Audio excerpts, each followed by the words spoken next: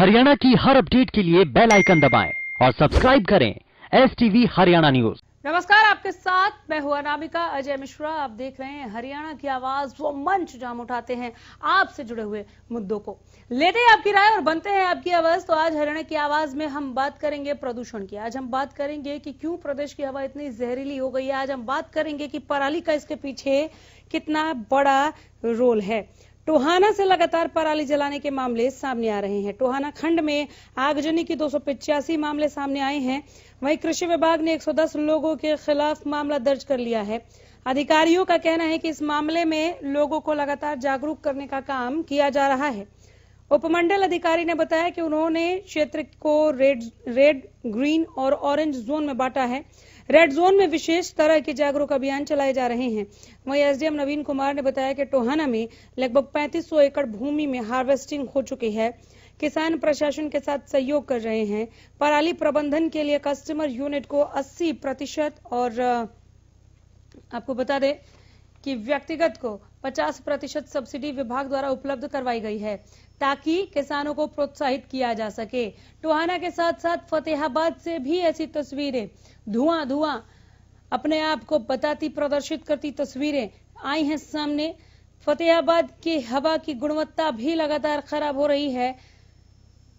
AQI 450 के पार यहां पर पहुंच गया। AQI यानी कि एयर क्वालिटी इंडेक्स, एयर की क्वालिटी यहां बहुत खराब है, 450 के पार, जो कि रात को 500 के करीब पहुंच जाता है। दिन भर AQI 360 के आसपास दर्ज किया जा रहा है। बता दें कि पिछले 5 दिनों में 260 से ज्यादा जगहों पर पराली जलाए जाने के मामले सामने आए हैं।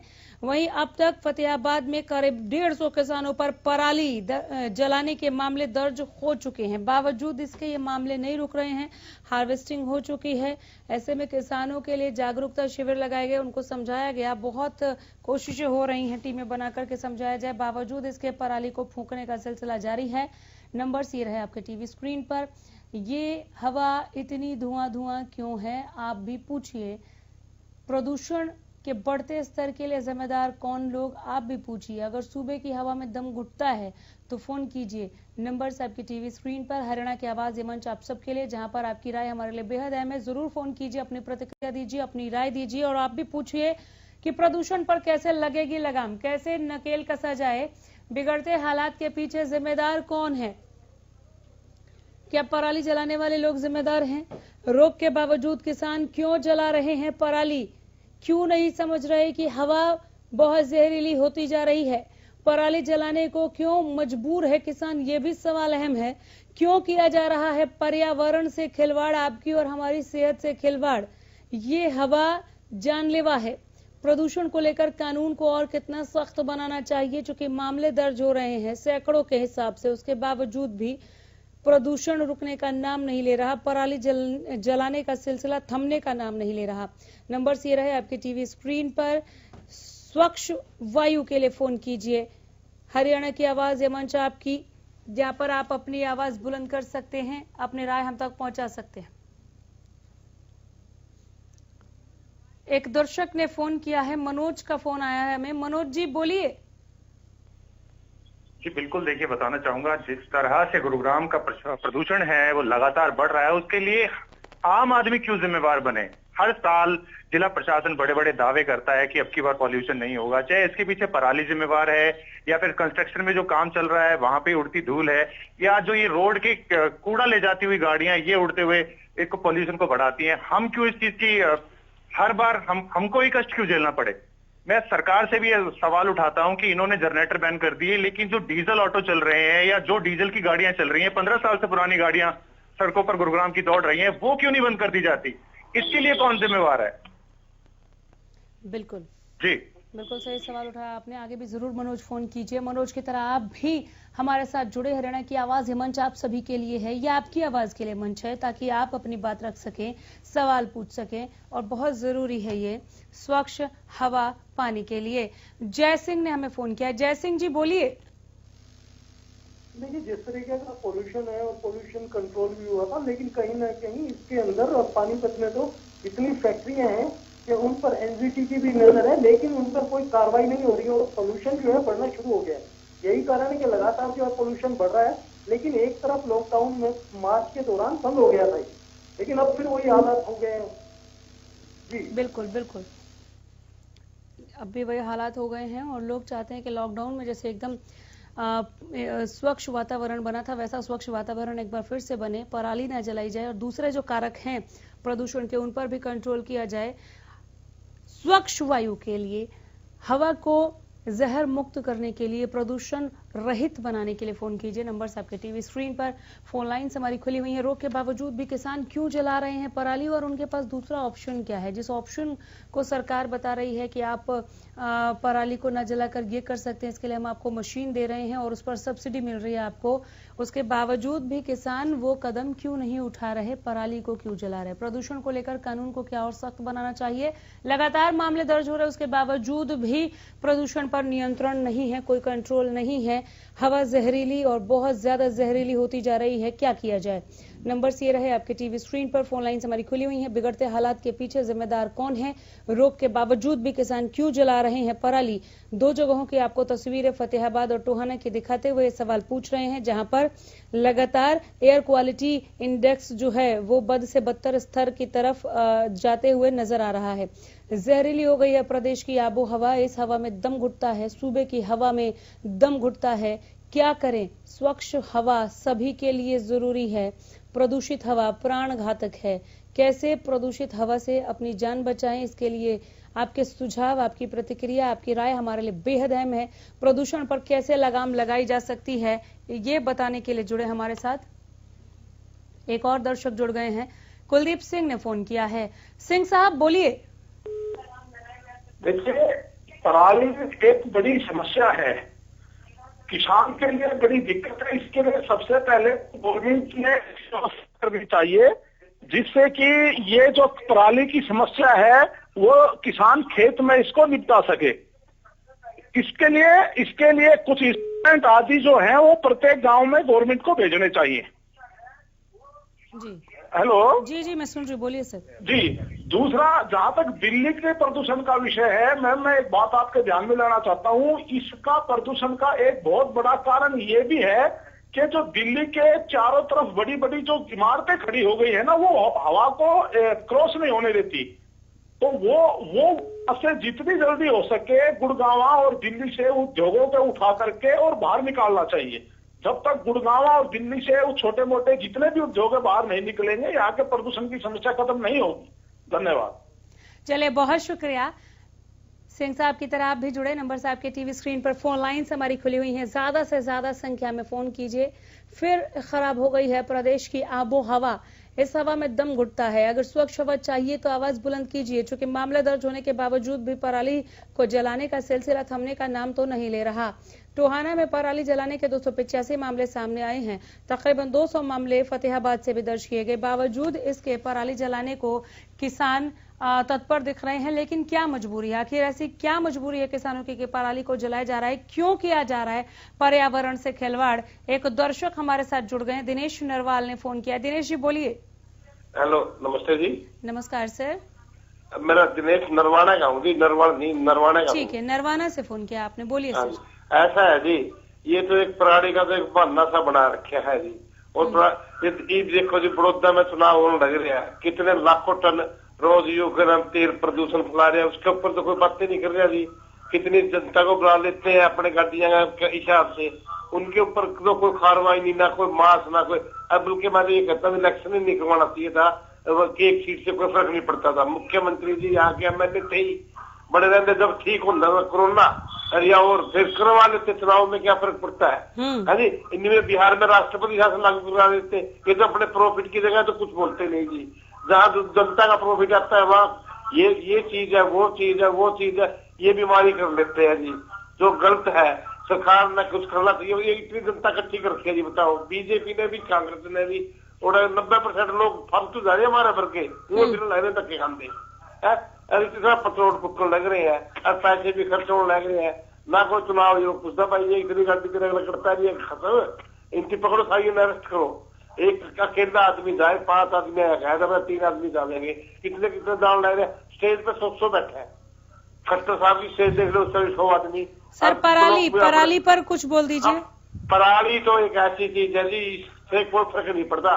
पहला मैं अपना घास होया करता, घास के मैं गुस्सा नहीं दिया करते, मच्छर नहीं आना देखना, कदे भी कोई प्रदूषण नहीं फैलिया।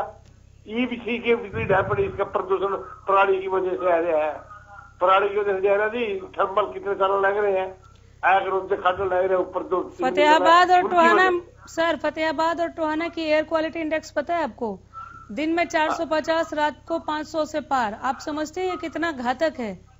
वो तो बात यदि किसान करे रावत जी पराली तक खड़ा गिरा, या तो सरकार उस पर बात हो सकती है, लेकिन सिरे से नकार देना कि पराली कोई कारक ही नहीं है, अकेला कारक नहीं है, आप ये कह सकते हैं, लेकिन कोई कारक ही नहीं है, ये तो बिल्कुल ही गलत है। ये कारण जरूर है। हाँ। देखिए सरकार कुछ तो करो, ये डक के मार जाएंगे उनकी तो बात नहीं करते, बल्कि मिनिस्टर की कोठी सारे की खोस का बेच का जमींदार नवा दो, ये सारे गुंडे आदमी।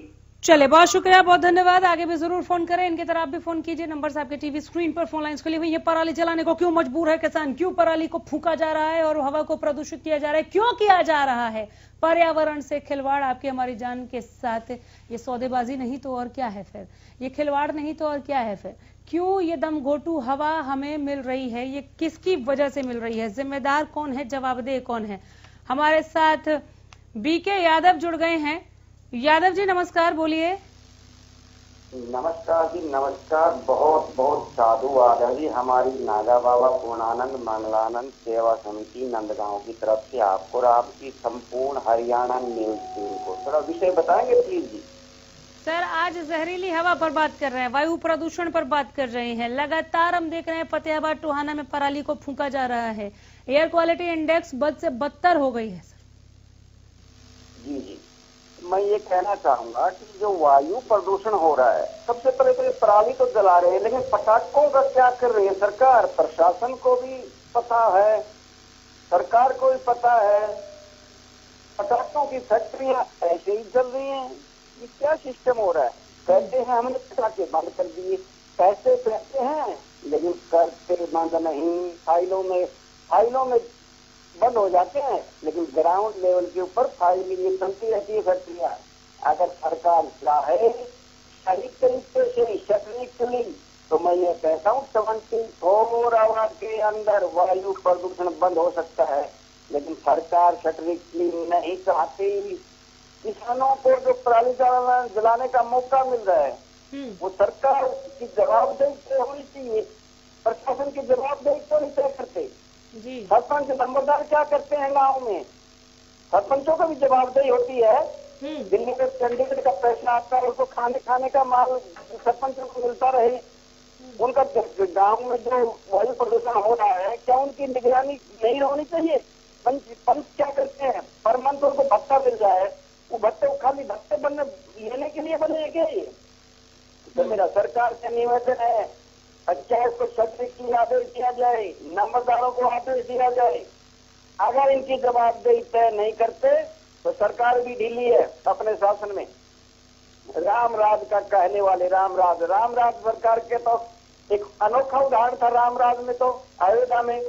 और आज रामराज में हनुमान जी की ही फौज तंग कर रही है। सबसे पहले तो वायु प्रदूषण तो बाद में जी, हनुमान जी की फौज ही तंग कर रही है। वानर सेना गांव में कितना उत्पाद मचा रखा है। क्या पीएम साहब को नहीं पता है? कितने लोग काटे जा चुके हैं? सब पता है। मेरा सीएम साहब से विनम्र निवेदन है समिति की तरफ से, हर गांव से अपना फीडबैक तुरंत मंगवाए। एक हफ्ते के अंदर जिस गांव में भी वानर सेना का उत्पात मचा हुआ है, तुरंत पंचायत के माध्यम से, नंबरदारों के माध्यम से फीडबैक मंगवा जाए और उनको दूर जंगलों में छोड़ा जाए। सबसे पहले तो ये प्रदूषण फैला रहे हैं जनता का बाहर निकलना दुबर हो रहा है। और कहते हैं रामराज में वानर सेना ही रामराज के ही जो गण है वही तंग कर रहे हैं, तो रामराज कहाँ से आएगा?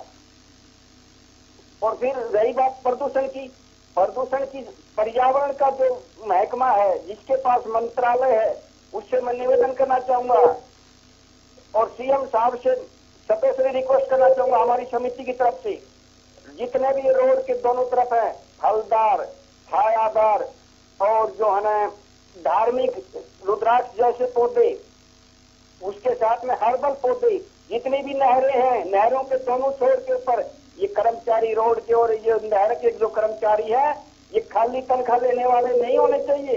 जो काम करते हैं उनको रखो, जो नहीं करते उनको बाहर का रास्ता दिखा दो, अपने घर बैठा दो।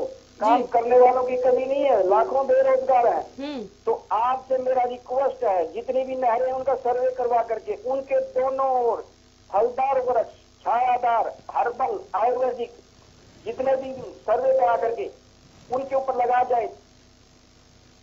और जितने भी ये कर्मचारी हैं जी उनको और दीजिए। सरकारी जो नर्सरियां हैं उनमें पौधों का जो नर्सरी है उनमें फॉर्मेलिटी पूरी करने के लिए पौधे हैं। कम से कम जो प्राइवेट नर्सरियों के पास जो पौधे उपलब्ध हैं, रुद्राक्ष वगैरह है, फलों के हैं या कुछ धार्मिक हैं, हर्बल हैं, वो अवेलेबल सरकारी तौर पर अवेलेबल क्यों नहीं कराते पंचायतों को, और पंचायतों की ड्यूटी क्यों नहीं लगाते? चलिए, बहुत शुक्रिया। पंचायतों की ड्यूटी क्यों नहीं लगाते, पंचायतें क्या कर रही हैं, बड़ा सवाल उठाया यहाँ पर बीके यादव ने। इनकी तरह आप भी फोन कीजिए, नंबर से आपकी टीवी स्क्रीन पर। बिगड़ते हालात के पीछे जिम्मेदार कौन है? प्रदूषण से सांस लेना अब मुश्किल हो गया है, रोक के बावजूद भी किसान आखिर पराली क्यों जला रहे हैं? पर्यावरण के साथ फतेहाबाद और टोहाना में लगातार पराली जलाए जाने से हवा की गुणवत्ता खराब हो रही है, बहुत ज्यादा खराब हो रही है, हवा जहरीली होती जा रही है। प्रदेश की आबो हवा पर इसका असर हुआ है, दम घुटने लगा है। नंबर्स ये रहे आपके टीवी स्क्रीन पर। प्रदूषण पर कैसे लगाम लगेगी, आप भी पूछिए, फोन कीजिए। आपकी राय, आपकी प्रतिक्रिया बहुत जरूरी है हमारे लिए। आपकी आवाज ही इस मंच की सार्थकता है, तो जरूर फोन करें। अपने इलाके का हाल आप हमें बेहतर बता पाएंगे। आप पराली को जलते हुए देख रहे हैं क्या? आपके यहाँ जो वातावरण है, जो माहौल है, जो आबो हवा है, वो शुद्ध है, या वहां पर भी आप प्रदूषण को देख रहे हैं, लोगों को परेशान करते हुए, लोगों का दम घोटते हुए? नंबर्स आपके टीवी स्क्रीन पर, फोन लाइन्स हमारी खुली हुई हैं। क्या लगता है आपको, कौन है इस प्रदूषण के पीछे जिम्मेदार? किसकी जवाबदेही बनती है? पराली क्या एक बहुत बड़ा कारक है जिसे लगातार जलाया जा रहा है, जिसकी वजह से प्रदूषण बढ़ रहा है, फैल रहा है? या पराली को लेकर थोड़ी और बातचीत होनी चाहिए, जैसे कि किसानों के पास विकल्प क्या है? सरकार ने ऐसा नहीं है कि केवल मना किया कि पराली मत जलाइए, विकल्प भी दिया है, मशीन भी अवेलेबल करवाई और कहा कि इस पर हम आपको भारी सब्सिडी भी देंगे, जो कि सरकार दे रही है। लेकिन सभी किसानों ने इसे नहीं अपनाया और वो पराली को फूंक रहे हैं ताकि अगली बिजाई हो सके। उनकी अपनी चिंता लोगों के लिए, आवाम के लिए एक बड़ी चिंता का सबब है, चूंकि जिस हवा में वो सांस ले रहे हैं आप और हम सांस ले रहे हैं, ये हवा दमघोंटू है, ये हवा जानलेवा है। इस हवा में आप स्वस्थ नहीं रह सकते, बीमार पड़ जाएंगे। स्वच्छ वायु के लिए फोन कीजिए, हरियाणा की आवाज के साथ जुड़िए और अपनी राय हम तक जरूर पहुंचाइए। नंबर्स लगातार आपके टीवी स्क्रीन पर, फोन लाइन्स हमारी खुली हुई हैं। जहरीली हुई प्रदेश की हवा क्यों, इस क्यों का जवाब आप भी पूछिए। सूबे की हवा में दम घुटता है, ना घुटे दम और हम स्वस्थ रहें, इसके लिए फोन कीजिए। प्रदूषण से सांस लेना मुश्किल हुआ है। जो लोग बीमार नहीं हैं, जिन्हें अस्थमा की कोई प्रॉब्लम नहीं है, वो अगर इतने परेशान हैं तो जरा सोच के देखिए कि जो मरीज हैं अस्थमा के, जिन लोगों को सांस की दिक्कत है, उनके क्या हालात होंगे, क्या हाल हो रहा होगा उनका। रोग के बावजूद भी किसान क्यों जला रहे हैं पराली, ये सवाल बड़ा है। पराली जलाने को क्यों मजबूर हैं किसान?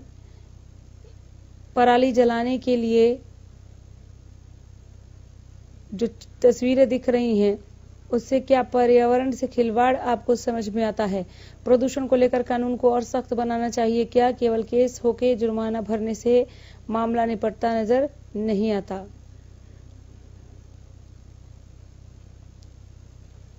हरियाणा की आवाज में जुड़िए और अपनी राय हम तक आप जरूर पहुंचाइए।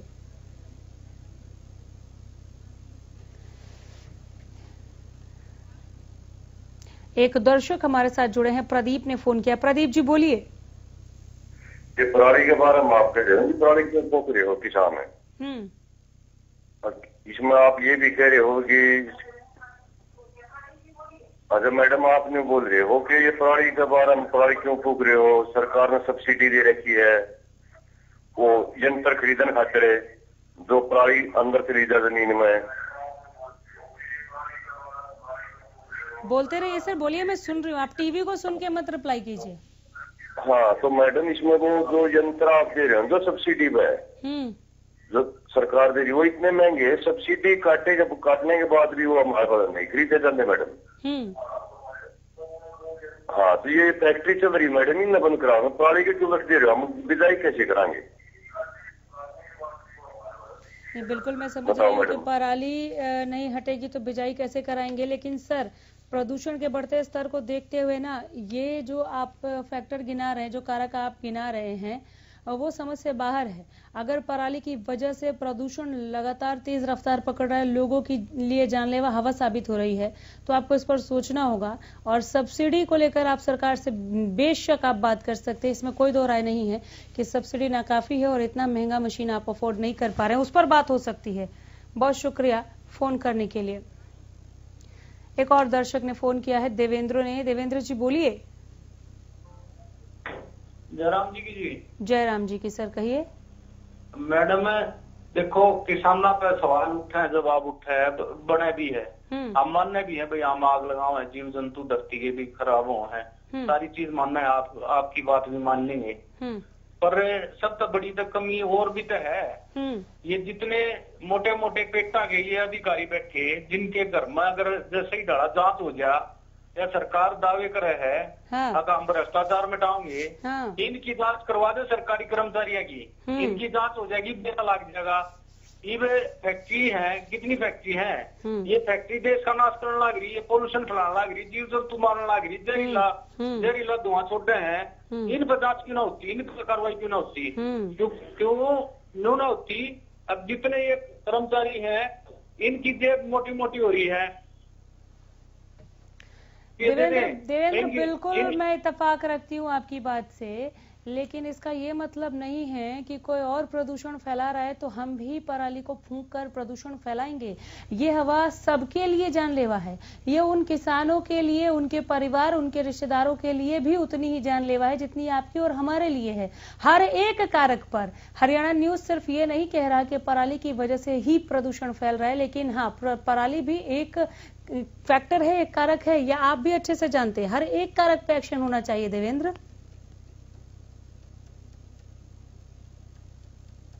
चलिए फोन रख दिया। आप भी जुड़े हमारे साथ, नंबर आपके टीवी स्क्रीन पर, फोन लाइन्स हमारी खुली हुई हैं। प्रदूषण पर कैसे लगाम लगेगी, बिगड़ते हालात के पीछे जिम्मेदार कौन लोग हैं, हरियाणा की आवाज में जुड़िए और अपनी राय हम तक पहुंचाइए। बीएस गिरी ने फोन किया है। बीएस साहब बोलिए। हाँ जी, मैं ये कहना चाह रहा हूँ, एक तो हर गांव में छोटी छोटी दुकानों के ऊपर पटाखे पहुंचे हुए हैं। ये पटाखे, जब सरकार ये कहती है कि हमने पटाखे के ऊपर बैन लगाया हुआ है, तो अवैध रूप से ये पटाखे कहाँ से परचेज कर रहे हैं? तो गांव में ये टीम भेजकर पता करवाए ना कि ये पटाखे क्यों बेचे जा रहे हैं। एक पराली से नहीं है, पटाखे से, गाड़ियों से, जिस फैक्ट्रियों से जो प्रदूषण हो रहा है, सरकार का ध्यान तो है ही नहीं। छोटे छोटे जो गरीब आदमी है वो प्रदूषण फैला देते हैं तो उनके ऊपर तो एक्शन हो जाता है। जो छोटी छोटी चोरियां करते हैं वो तो जेल में रेडिया रगड़ रहे हैं, और बड़े बड़े जो बड़ी बड़ी चोरियां करी हैं वो तो बड़े बड़े उद्योगपति बने हुए हैं। ये क्या का सिस्टम है? जो गड्डी दे देता है उसको तो छूट हो जाती है, जिसके पास गड्डी नहीं है देने के लिए तो वो बेचारा या तो जेल की हवा खाएगा या फिर ऐसे ही। बिल्कुल बीएस गिरी साहब समझ पा रहे हो मैं। बहुत धन्यवाद फोन करने के लिए, आगे भी जरूर फोन कीजिए। फिलहाल बहुत शुक्रिया। बहुत बड़ा एक फैक्टर है आपकी और हमारे सांस लेने के लिए बहुत ज्यादा जरूरी है कि स्वच्छ वायु मिले, शुद्ध हवा मिले, और इसके लिए प्रदूषण पर कंट्रोल होना चाहिए। फिलहाल यहीं रुकेंगे, देखते रहिए हरियाणा न्यूज। नमस्कार।